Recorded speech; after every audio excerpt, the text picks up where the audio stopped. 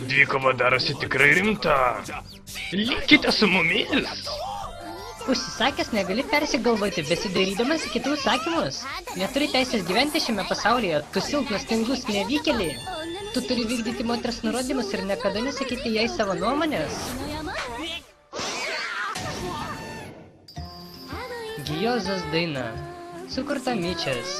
Mėlynas dangus ir baltas vanduo. Bėgame per smėlį ir vejamės viens kitą. Po širdies formos debesėliu perbėgsime vaivorykštės spalvų tiltą.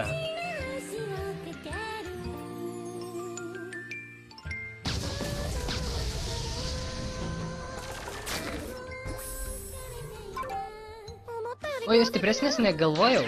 Kas per tonas? A? Argi tu nepradėjai abejingą puolimą? Ach, jis pasiekė jau 3 lygį. Pergalė jau mūsų rankose. Bet aš noriu dar pažaisti. Koks aš nevykėlis, visada susimaunu. Nebeliko prasmės gyventi. Ką tu ten murmi? Tik besmegenis, šiukšlė, debilas, bevertis šiknius. Ei, netoks aš jau ir blogas.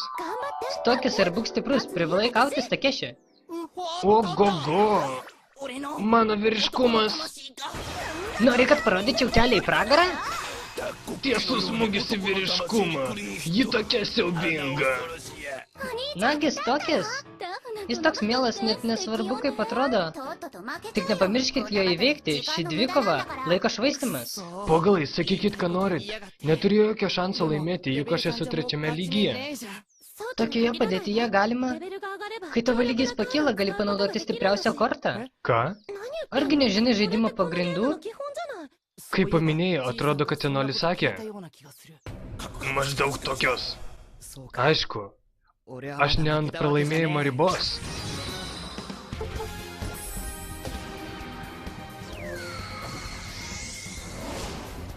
Pirmin!